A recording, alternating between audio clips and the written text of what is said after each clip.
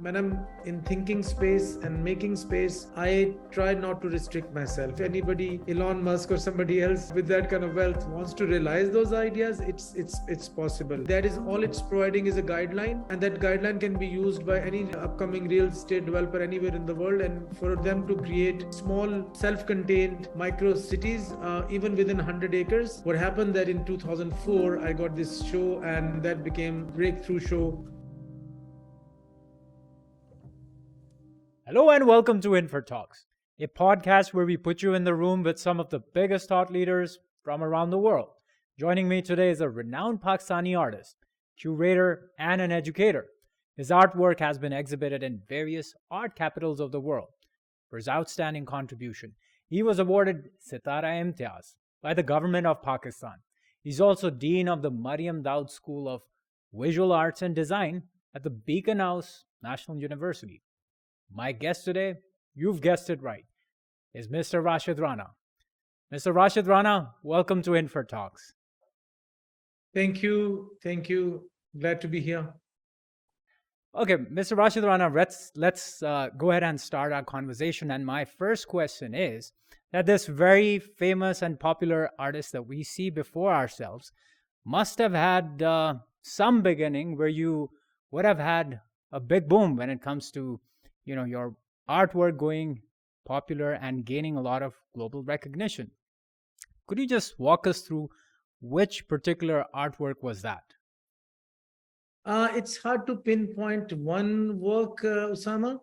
I would say there are many beginnings in all our journeys and professional lives. But there's one particular work which I could mention, which proved to be some sort of breakthrough. Back in 2002, I created a work called I Love Miniatures. Would you like me to show you that work? Sure, why not? Allow me to share my screen. Please. So here's the work. This particular view is from the work when it was shown in Musée Guimet, Paris. Mm-hmm. The title, by the way, I Love Miniatures, is supposed to be sarcastic. Because I've taken a subversive route here. I am showing it to the audience a Mughal emperor's portrait in the same style as Mughal miniature painting. But when they are close to the work, upon a closer inspection, they discover that it's not actually a Mughal emperor's portrait, but these are miniaturized images of various billboards from Lahore from around that time. So which sort of reveals the dichotomy that our desire to indulge in the romance of the past and versus what our current realities are in our broad visual culture around us.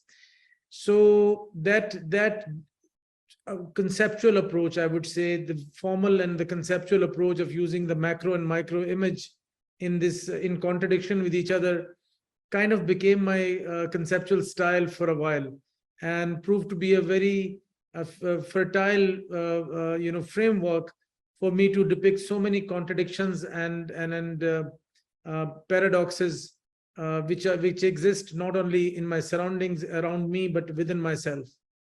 So through this artwork in particular, and sorry to interrupt you, through this artwork in particular, were you trying to break some stereotypes that people tend to have for, say, Global South or for countries like Pakistan or people in Asia? Yes, Usama, you're absolutely right. Generally, there's this approach that exists in the art world, in particular, people from outside Pakistan as well as within Pakistan. The expectation from an artist is to create something that resembles their past, because it's an easy association, especially for people from outside Pakistan, because that's what they know mostly about. They know less about our immediate realities, or they see us with an exotic lens, so snake charmers or Mughal miniature painting, and so therefore I wanted to challenge those expectations and show them what I would like to see them to see. So for instance, if an artist is born in Amsterdam, let's say, nobody is expecting from that young artist, to produce works which resemble works of Van Gogh or Rembrandt, two artists from the past from that region. But this is a very usual expectation when it comes to the global south. So through my own practice and as well as my role as an educator, I have been trying to claim a space for myself and the younger generation of artists from Pakistan, that we could have the same amount of freedom that any other artist from the global north or the developed world has to be able to express their ideas.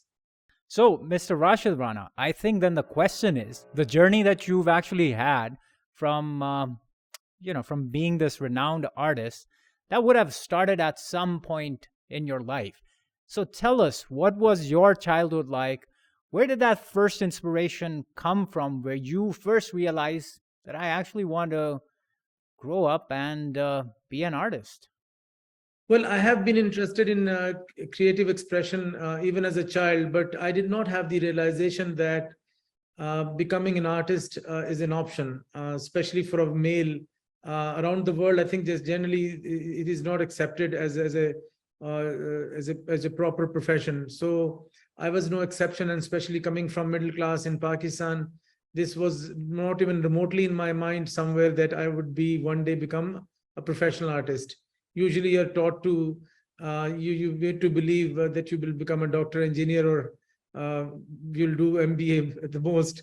So it's a series of circumstances that led to me becoming an artist. And to be honest with you, the clear realization that I will take it up as a profession came much later while I was in the program. Mm-hmm. And so where did you go for where did you go for your education when it comes to I went to I'm glad that I landed at the art school, National College of Arts, for my bachelor's. And then for my grad school, I went to Massachusetts College of Art, Boston. So how was your experience at the NCA as a young student over there trying to explore, various dimensions, I must say, getting curious into exploring, various forms of art? I think it's not just about it being exposed to a certain skill set or art. It's a certain way of thinking that one is exposed to from when you're in art school. You learn to be skeptical. You learn to challenge any kind of idea or any kind of thought, something that society normally does not encourage you, especially in the third world. You're not supposed to question.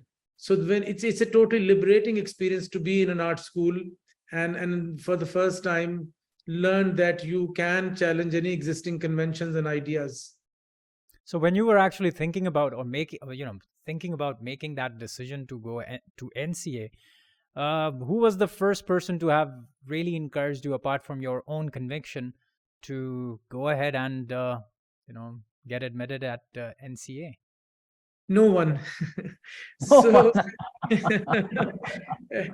no one actually. As I said, there's a series of circumstances. So what happened that I was supposed to go study abroad. My brother was encouraging me to become a study computer electronics.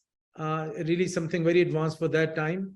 And sounded like something about the future and having scope. We can have a discussion about the whole idea of scope, because parents come to us and ask us, in my capacity as an educator, we can have that discussion later perhaps.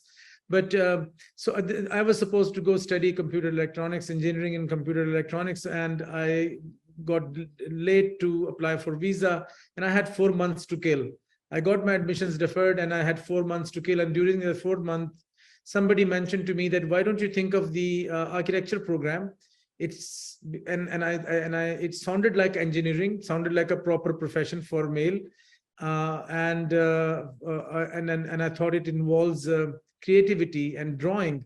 Okay. So when I appeared for the admission test at the NCA, they thought, looking at my portfolio, that I should be in fine art. So I wasn't given admission. I wasn't offered admission in architecture. It's ironic, though, that I ended up doing something similar to architecture or close to something very incredible. Something very incredible that you ended up doing. Thank you. So, but I took the offer for getting admitted in fine art, but wasn't sure whether that's something I should be doing. And so I convinced my family that I will I will change this to design later on, or I might just go for MBA after having done a 4-year bachelor's degree in art, which will take care of my hobby, and an MBA will take care of my livelihood. So that still I was living with these kind of doubts in my own mind, and not just the people around me who were totally opposed to the idea. Totally opposed to the idea that what is he doing, and then he's just ruining his future.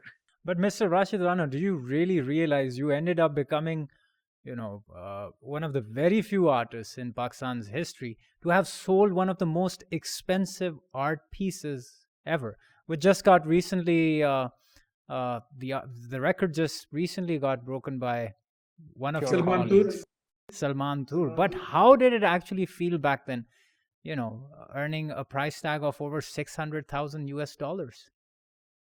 Obviously, it felt good, though I do believe that money is not the ultimate criteria. That's not what I was after. But one thing I would like to tell youngsters, that if you just follow your passion, and you, not necessarily that you'll be selling your work in the auctions, but you will be happy. You'll be happy for one, that you will be doing something that you like to do. But if you like something, you like to do something, then you're bound to excel. And if you excel, you're bound to succeed in whatever way, not necessarily resulting in $500,000 US auctions, but you will not do financially badly if you do something which is your passion. So you should stick to your passion. And if your parents oppose the idea, and don't get upset because they mean well, but if you talk to them, if you articulate your case well, with proper research, and if you tell them the reason as to why you want to follow certain passion of yours, I think they will support that. So what advice would you actually give to parents who are often reluctant to send their children into, arts programs? Yes, my message to the parents is the same, because often I've noticed them all the time talking about scope. They often mention their kids should be studying IT or business or some profession because there are more jobs in that field. I think that's very misleading, because there might be 5,000 jobs in a profession, but your son or daughter might be at the bottom of that field and they would not do well. As opposed to if there are only 100 jobs in a field and your daughter and son, your child is at the top of that field because of their passion and interest, then they will be better off. So there is no such thing as scope. I think it's a misconception. Okay, so Mr. Rashid Rana, let's speak about that particular artwork that, was the most expensive artwork that you ever sold. Could you actually tell us about the idea, the inspiration that went behind that artwork, and which particular artwork are we really speaking about? We're talking about red carpet series. Let me share that image with you, and let me make a correction. I did not sell it. So what happens that when people are following your career and who have the foresight and the know-how of the art market, they invest in certain artists. So certain people had invested in my works and they bought it for very low price, and then they sold it in the auctions when the time was right. So this is how these $500,000 US sales took place, and this particular one which broke the record at that time. So what you see in this work, an oriental carpet, and as you must have noticed from previous work that I created this framework of macro and micro images, which look something different from distance, but then up close, you would see micro images unfolding. And in this particular work, you will see images of the assembly line slaughtering of goats from a slaughterhouse in Lahore. And this is this work I produced around the time when we were having suicide bombing attacks reaching urban centers like Lahore. They were no longer restricted to bordering area of Fatah and Afghanistan, but it was very much became part of our urban life in around 2007 and 8, as you remember. And also this was the time when Benazir was assassinated. So I produced this work around that time. There's a whole sort of narrative and story around that, how I arrived to making this work. but that's for another longer discussion, I suppose. So, so do tell us, about this auction itself. So when they actually auctioned the piece, did you get any share of it? How does it actually work for any budding artist who would ever? Not if you're not the consignee. Since I wasn't the consignee, so I don't get anything from that. But it does positively affect the market of your work. So I mean, I wouldn't say I'm not the beneficiary of these huge sales, but I have no complaints because gallery prices of my work in the primary market did increase, which gives you more to play with, more resources to create more ambitious works, because production of the works, if they produce abroad, in which is the case in most of my works, because they're conceived over here digitally in Pakistan, but then they executed and fabricated elsewhere outside Pakistan. It cost a lot of money. For instance, works like Desperately Seeking Paradise, which is a stainless steel cube, has many the process of creating that work is very complex. Mhm. And so could you tell us about the very artwork that you just mentioned now? Could you tell us a Yes, little bit? let me show you. Okay, so in this work, when you first come across it as a viewer, you see a very minimalist stainless steel geometric abstract sculpture, could be from 1960s America. But then you start walking around it 180 degree, and that's when the narrative unfolds, and you discover that from the other side of the pigeonholes, what you see is an image peeping through from there of a developed city landscape, cityscape, this high-rise building. So although an experience as a whole, that you experience as if a large chunk of a high-rise building has been brought into the gallery space, which is further reflecting its surrounding buildings.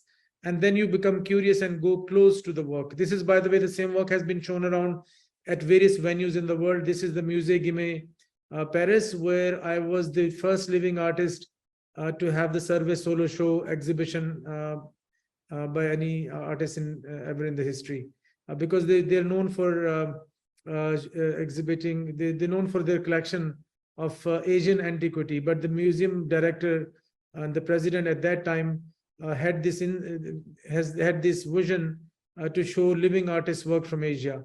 So my works were superimposed and juxtaposed with my works were juxtaposed and placed next to the Asian antiquity, and this work was one of them. And you will see that when people came close to see what they could see through these pigeonholes like squares, they discovered there is the verticality of the high-rise building was just an illusion, and what you see is actually thousands of images of houses from Lahore, which is basically a low-rise context and a horizontal context. So just referring to the sheer unevenness of the economy, referencing high-rise building as developed cities and low-rise as which are still developing, just using that as a reference. But primarily, this work deals with the idea, as the title suggests, Desperately Seeking Paradise is just a provocation. Basically, it gives you a hint in a post 9/11 world that incidents like 9/11 are not because of the religion. Religion is not the cause of this conflict. It's the sheer unevenness of the wealth in the world that causes this friction and such incidents. So that is just one a hint that it provides. And of course, the work talks about multiple other things. I hope, and I hope the multi-layered contextuality comes into. I hope the work provides the multiplicity of ideas. So now let me go ahead and ask you, Mr. Rashid Rana, you won one of the highest accolades, as a result of your work that you did for Pakistan Pavilion at the Dubai Expo. And so you ended up winning the Burj CEO Award, which was for the Best Dubai Expo Exterior Design Award. Just walk us through, how was it like when the news was first delivered to you that you've ended up winning this award? Ji, It was a great feeling, of course, but I have to confess that the experience of Expo Pakistan Pavilion getting such recognition was a different kind of feeling for me. Very different than any kind of acclaim that I may have received in the past from critics of art critics, or winning Asia Art Award for that matter. Because over here, the difference was that I was receiving so many messages from random people, and then people were taking such pride that as if the country has won in a worldwide sort of tournament involving 192 countries. So for the first time as an artist, I experienced how it feels like to be a footballer or a cricketer, where you learn, where you come to experience this, that you're playing for the others. I never had that feeling that I was playing for the others until I made this work for Pakistan. So you felt like Lionel Messi of the artist. There's just got a small, tiny experience of that how it is like to be playing for others, because when you're making your work, you're in your own space creating a work, and you feel that you will be recognized and appreciated for your creations. But you never know. I never knew that your art can make people feel happy and proud. That's something that I had never experienced. And so which was That was one a of good the feeling. That was a very good feeling. Very nice. And so which was one of the most unexpected places where you received a congratulatory message from? Just generally, I mean, like people found my phone number from somewhere, and then messages through FB, Facebook, Instagram, and very funny kind of comments. I mean, as well. I mean, still flattering, still to feel good about, but all kind of messages.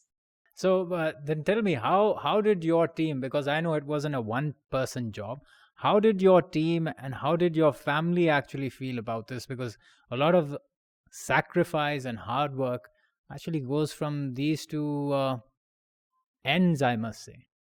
I totally believe that in lots of human beings playing part in whatever you do.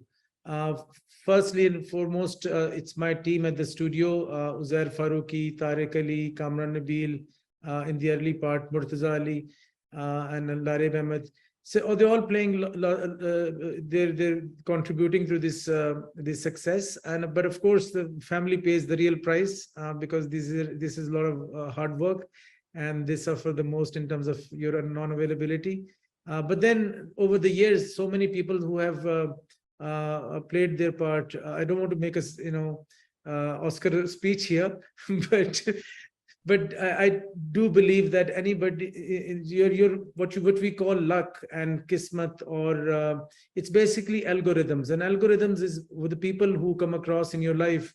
So all my creations are owing to the people who I've interacted with, and then they had some role to play in my life. So each of these people have actually somehow played that X factor in your life, in making your journey, your art Absolutely. journey. I think on all our lives, I think that is the case. So now let me ask you, the other award that you won right after this one, I hope I'm getting the order correctly, was Sitara-i-Imtiaz. How did it really make you feel, being at this young and dynamic age?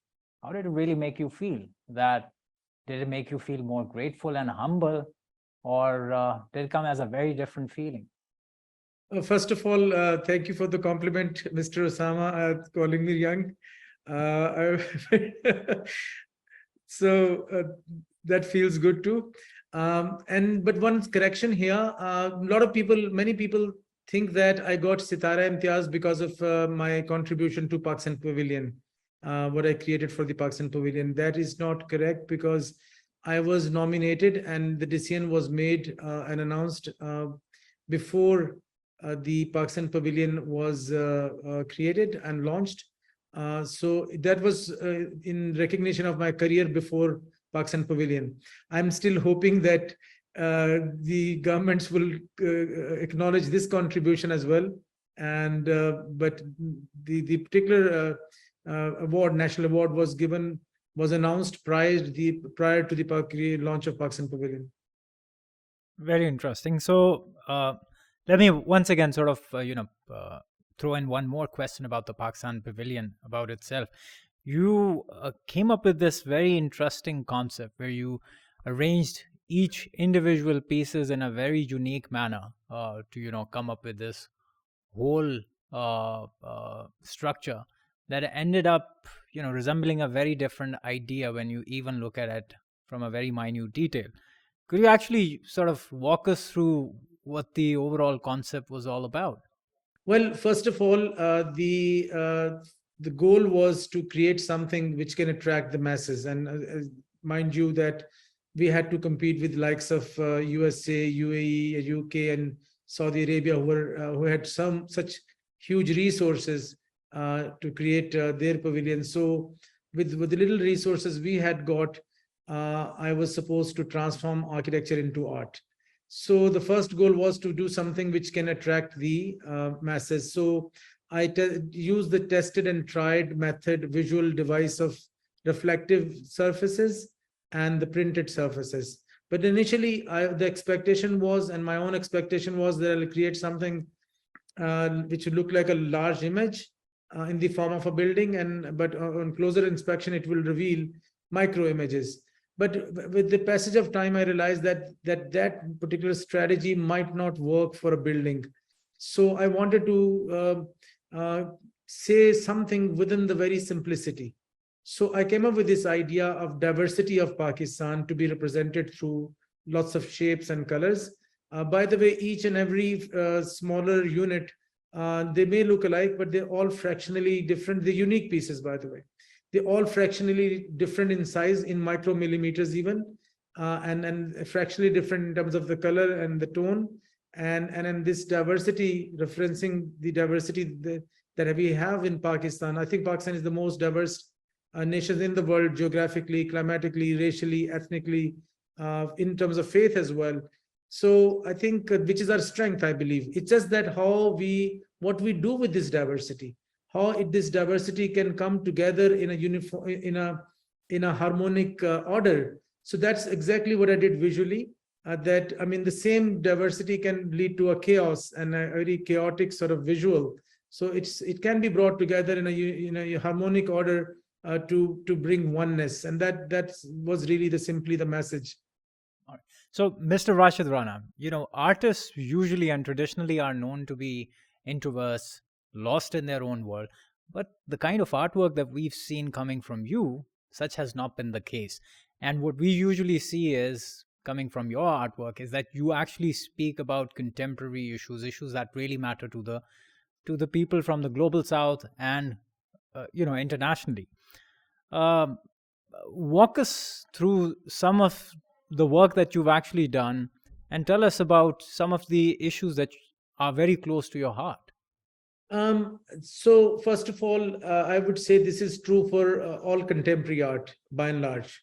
And it's very different than the modern art. Modern art was produced with this romance to seek ultimate universality, a language that can be understood and spoken by anyone in the world, but that didn't prove to be the case. And I think masses and wider audience did not relate to majority of the modern art. So contemporary art is very different. Not just my practice, but generally, if you observe if you look at contemporary art in general, so it is much closer to the sensibility of the masses and the wider audience. In my practice, I specifically made a decision back in the late 90s that I'm going to produce work which can reach out more if not masses, that's a big claim. Majority of the urban audience can relate to it, and then the wider audience can relate to it. So I deliberately took some decisions within my practice to what kind of images I'm going to deal with. So this is why I use a lot of familiar images.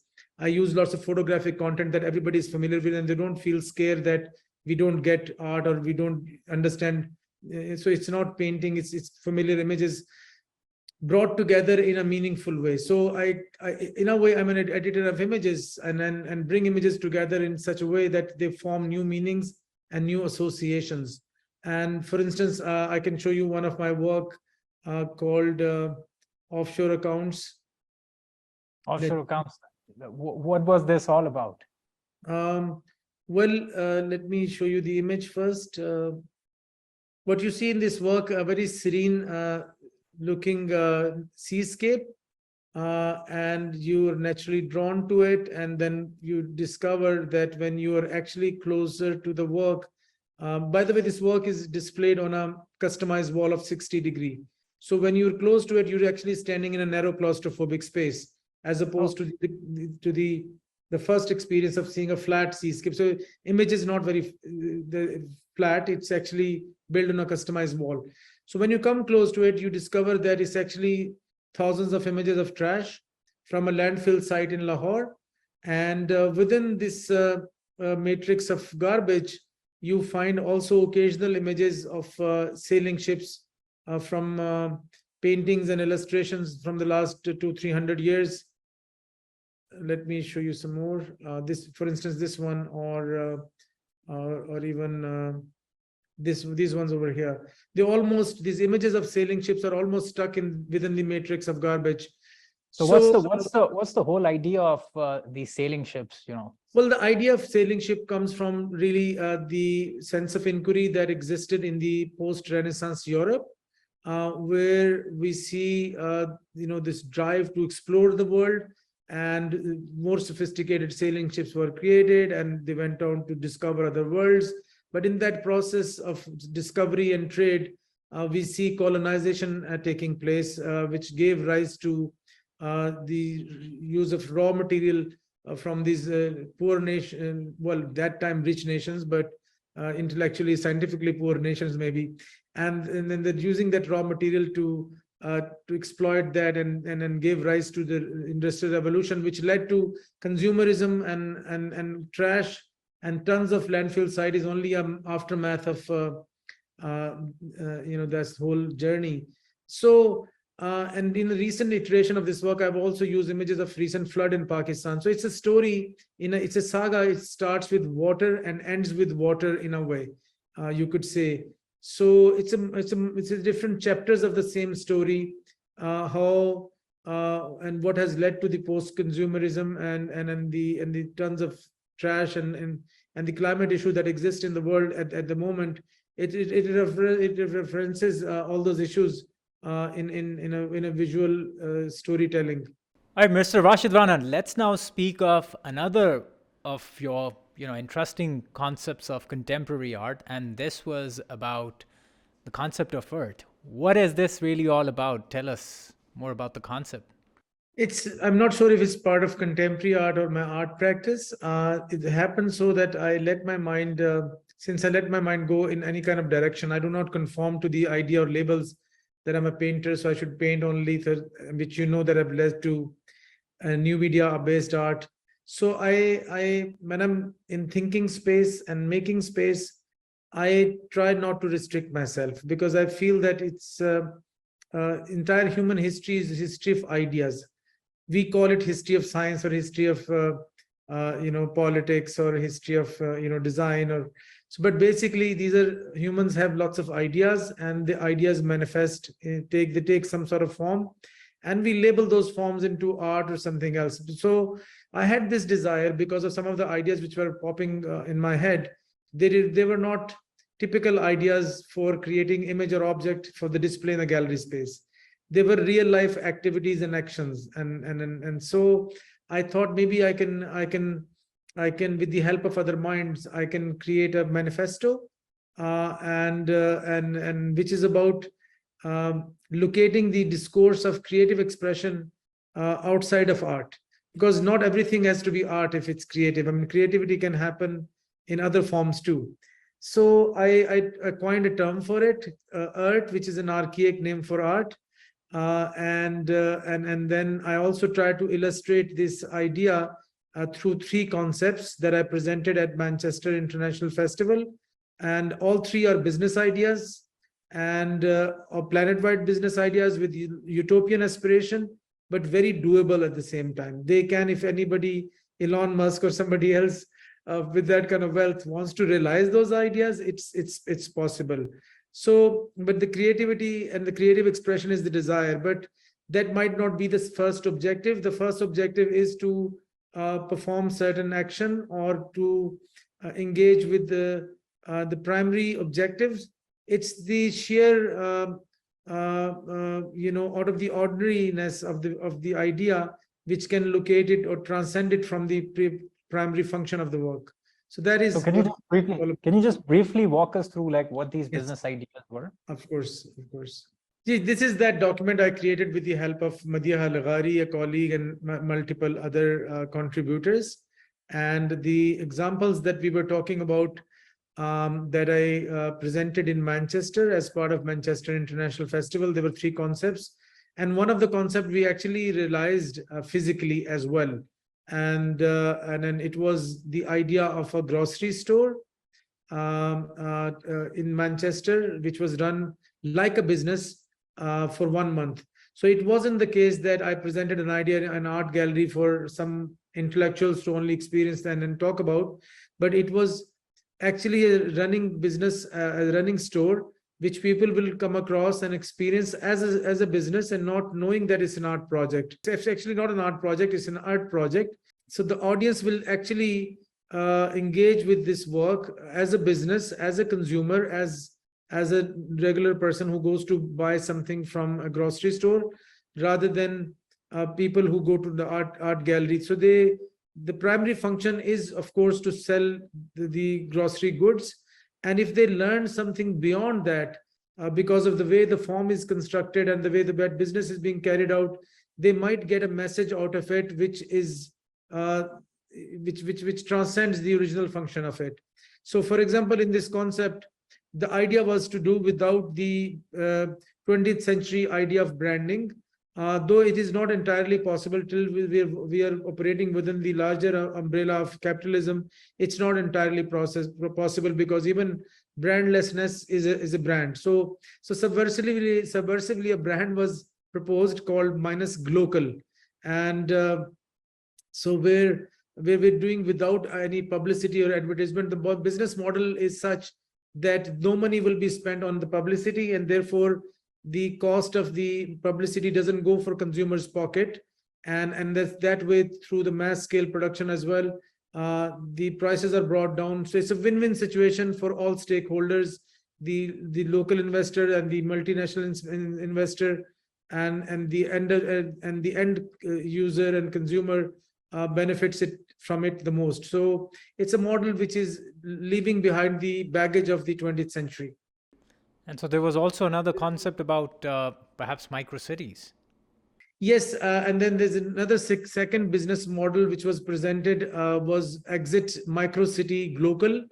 It is also an idea. It is an idea for DIY housing development. So presumably there's a company which is Exit Microcity Global Incorporated, and that is all it's providing is a guideline, and that guideline can be used by any upcoming real estate developer anywhere in the world, and for them to create small self-contained micro cities, even within 100 acres, and there are certain guiding principles that they can follow and use this international brand. But the end user will get something relatively inexpensive, because publicity and then what costs to become a big real estate developer brand is not going to be from the pocket of the end user. And the third concept was 1001 Minds Global, and that is an idea for a new social media platform which cull knowledge from and information from various other operating and existing social media platform, because as we can see, such flux of information, overload of information that exists, and though it seems that we are free to formulate our opinions, but the algorithms really control us without us knowing about it. So this particular model does not rely on that kind of influencing of the algorithms. Algorithms are created by the way users are going to use it, and it is going to instead of creating such overload of information, it helps you. It does the opposite. It will help you form opinions with ease by making sense of all the information that exists there. So, Mr. Rashid Rana, speaking of the popularity of your work, it was certainly not limited to Pakistan or places in the West only. You got a lot of traction and popularity across the border in India as well. Tell us about some of your work, including the mosaics that you made of popular Bollywood celebrities such as Salman Khan, Shah Rukh Khan, and others. Tell us about that and other overall experience that you've had in India. Actually, I must confess here that it's Indian art scene in India that proved to be a launchpad for my international career. What happened that in 2004, I got this show and then that became a breakthrough show and things started happening for me. And without even being physically present in India, so I had the presence of my work over there. And that way, I really realized for the first time how being an artist can makes you present so at so many places. I mean, I'm sure writers also experience that in a big way, that your work can make you present at so many places. I almost felt present there, and I almost felt present myself there in Bombay last week when a group show opened at Kemold Gallery, which is the gallery which represents me globally. And one of my work alongside some really great artists from India was being shown, and I was receiving messages on Instagram and from so many other sources. I felt as if I was literally there.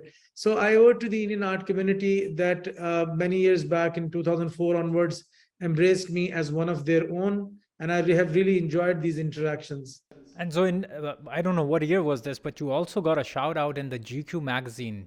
Tell us that story. So GQ magazine published a story about 12 Pakistanis who have influenced Indian pop culture. So they, I guess, selected one individual each from various disciplines, or more than one, I suppose. So people like Imran Khan, Nazia Zuhaib, Rahat Fateh Ali Khan, Fawad Khan, Ali Zafar, Mohsen Hamid, myself representing art. So I think it's owing to the exhibition of my works there many years back, which had that kind of effect, I suppose. And in 2016, I think one of your artworks also got publicized in India, where you probably attended that exhibition in person. Equated it with an India-Pakistan match, perhaps. This was in 2016. No, it wasn't exactly that. In 2014, what happened that Firoz Gujral from India came up with this idea of a joint India-Pakistan Pavilion at Venice Biennale. And Gujral Foundation funded that project. And it wasn't unlike a match where there is a rivalry. There was a sense of friendship presented through that project in Venice. That was, I think, 2013-14. Oh, I stand corrected. So this was in Venice in 2014. Yeah. All right. So now let's speak about your ongoing stint with Beaconhouse National University. Sorry, that was 2015. All right. So now let's speak about your ongoing stint at the Beaconhouse National University. Help us understand, and the audience as well, and perhaps potential candidates or parents, how does BNU really help, or the school that you're associated with, help the students really tap their creative abilities to become effective artists, or perhaps rising stars of the future? Okay, let me, I think, share for the first time publicly that many people, in Pakistan and beyond know me as a visual artist, and that gives me, it's been rewarding in terms of recognition and appreciation, but not many people globally know that most hours of my life goes towards academia and BNU specifically. Since 2003, after my early teaching years at National College of Arts and Pakistan Institute of Fashion Design, I got associated with BNU as its first faculty member in 2002, a year before the university actually started. And I had the opportunity to scribble ideas on a blank paper, and which luckily got realized when other rest of the team joined, and then they vetted most of those ideas through discussion. And we gave birth to a very unique institution in South Asia in many ways. and it's been a very rewarding journey and very personally satisfying journey to be able to part of the team that created this institution, which is the Mariam Dawood School of Visual Arts and Design at BNU. And our approach is very different. And when I say personally satisfying, it's primarily because of the achievements out of alumni, how well they have done in their respective careers and made successful, careers for themselves. So now, like, help us walk through what does the BNU really do differently when it comes to, art students? What kind of different avenues does it really provide them? First of all, if we talk about BNU as a whole, it's a very unique context. I do not think there's any other institution like BNU that exists in Pakistan, which offers this variety of disciplines under one roof. And that is really the need of this time. I think we are left behind the legacy of the 20th century, where the knowledge was compartmentalized into specialized boxes. Now I think I'm a strong believer of the fact that you have to be able to connect the dots in 21st century if you want to succeed. So BNU is a context which with a lot of potential. We have just completed 20 years of BNU. We are in the 20th year of BNU, so we are celebrating big time this year, and our slogan is embracing 20 years of some embracing diversity. So the diversity not only in terms of the people who join in terms of their own background, but diversity of disciplines that we cater to. So, but specifically talking about the art school that you mentioned, Mariam Dawood School of Visual Arts and Design, known as MD SWAD or sometimes just SWAD. So SWAD is the first school of BNU, and sometimes referred by many as the flagship school. We are very different than any other art school in the South Asia region, specifically because of our student-centric approach, because of our approach, multidisciplinary, interdisciplinary approach. And most recently, we have ventured into transdisciplinary program called IDA. It's called BA Honors IDA, which stands for Interdisciplinary Expanded Design and Arts, where you work from the premise of being a creative practitioner, but you're encouraged to cull knowledge from disciplines other than art and design, be it sciences, business, psychology, media, creative technologies, and expand the notion of what art and design can be in the 21st century. So it's really, I believe 21st century is a kind of a new kind of renaissance. And I think Global South and institutions from Global South and professionals from Global South have the opportunity to play their part and contribute big time. So, Mr. Rashid Rana, if students are watching this, what can they do to get admitted at the school, and when can they do that? Incidentally, our admissions are open as we speak, and the second round of the admission is going on. Those who are interested, I think they can apply in this wide array of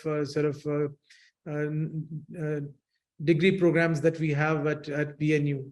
And I think the way our approach is, during the interviews and admission process, we provide the career counseling as well, because that is something we feel is lacking. Especially Gen Zs are considered by parents and their elders that they're confused. They're not confused. In my view, they are people with very diverse interests.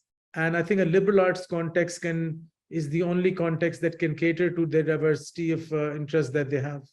Speaking of diverse interests, it seems to me that BNU, and you in particular, are quite an ardent supporter of, producing polymaths just like yourself. So help us understand. How would BNU sort of help students promote their work globally, and how does the university sort of offer that avenue in terms of promoting their work? Yes, absolutely. I think you use the right terminology to describe our approach over here. Although the option is there for those who want to seek purity and the purest path within their disciplinary interests, that option is very much there. So we are a very pro-choice institution. But the approach to be interdisciplinary, multidisciplinary, transdisciplinary is encouraged. And because we have that option, we have that facility over here, as I mentioned earlier, that we are the only institution which offer all these disciplines under one roof. And for instance, when the students come to School of Visual Arts and Design, they don't have to decide things, make all the choices from the onset. They make the broad choice of discipline, and various other choices they make at various stages of the program. So that is really helpful, that they discover they steer their personalized path with ease as they go along in the program. And if I may add a bit more to, I'm glad you mentioned about polymath. So I think the times have really changed. I think that, as I mentioned earlier, that the compartmentalization of knowledge, as we have witnessed in the 20th century, is bygone. I mean, it's the story of the past. Right now, I think people will invent and reinvent themselves within their lifetime several times. They might even change their disciplines and the way they manifest their ideas within their lifetime differently, because technology, with the pace the technology is changing, is exponential, and new technologies, new tools will change the way the future of work. So we believe at BNU that it's not what we are inculcating in them in terms of their skill set, which will help them in their career for the rest of their life, professional life. It's more important to give them tools of adaptability that will help them succeed and reinvent themselves at various stages of their career in the future. What BNU does, and especially School of Visual Arts and Design, our approach over here is to not provide you necessarily with a skill set, but to provide you tools of adaptability, and that separates us from other disciplines, other institutions with similar programs. BNU is a very suitable choice for the Gen Zs, and Gen Zs from the global south have a huge role to play in the larger scheme of things. I think that people living in the metropolises like Lahore, Delhi, and Cairo have a panoramic view of the contemporaneity. They can see 17th and 21st century and 19th and 20th century coexisting in these worlds, whereas somebody living in London and New York have only a view of the 21st century. So if we take an optimistic view, I think the liberal arts education can serve us very well in the people in the global south. Thank you very much, Mr. Rashid Rana. We wish you all the best, and thank you for joining us for this conversation. Thank you, Sama. Thank you for the opportunity. Thank you so much for staying with us through this conversation with Mr. Rashid Rana. Our team works very hard to make this work possible, and it would mean the world to us if you could like and share our content to show your support. And if you'd like to stay informed on upcoming podcasts and other work, please hit the bell icon.